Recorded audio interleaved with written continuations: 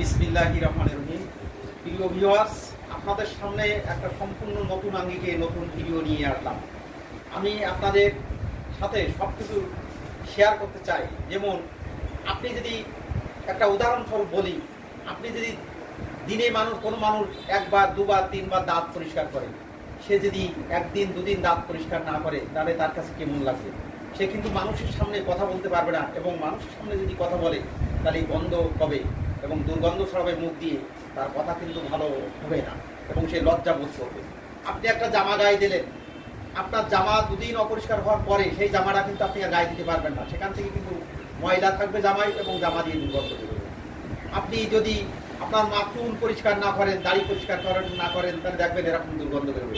কিন্তু আমি একটা উদাহরণ দিয়ে বলছি, আপনি দাঁত পরিষ্কার করলেন না একদিন দুদিন, তাই আপনি মানুষের সামনে যেতে পারছেন না। জামা একদিন দুদিন পরিষ্কার করলেন না, তাই মানুষের সামনে গায়ে দিয়ে যেতে পারছেন না।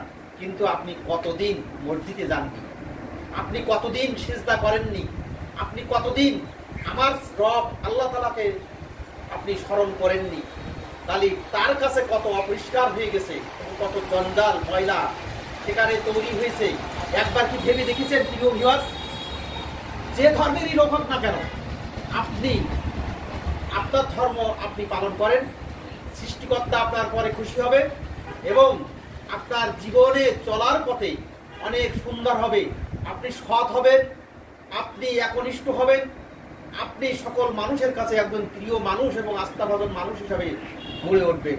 সেই জন্য আমি বলি, আমরা যারা মুসলমান ভাই মসজিদে আসেন, 5 ওয়াক্ত নামাজ পড়ি, একবার সিজদা করে নাই ইবলিস, তাই সারা জীবনের জন্য অভিশপ্ত হয়েছে। মাত্র একবার সিজদা করিতে পারেন নাই, আর আপনি কত ওয়াক্ত সিজদা করেননি সেটা একবার ভেবে দেখুন, এবং এর পরিণাম কত ভয়াবহ হতে পারে সেটাও ভেবে দেখুন।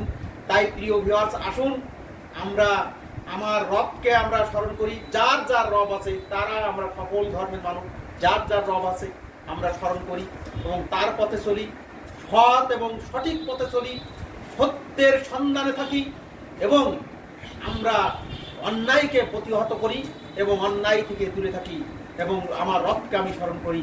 আমাদের জীবন সুন্দর হবে, আল্লাহ আমাদের সবাইকে ভালো রাখবে। সবাই সুন্দর থাকুন, ভালো থাকুন, আল্লাহ হাফেজ।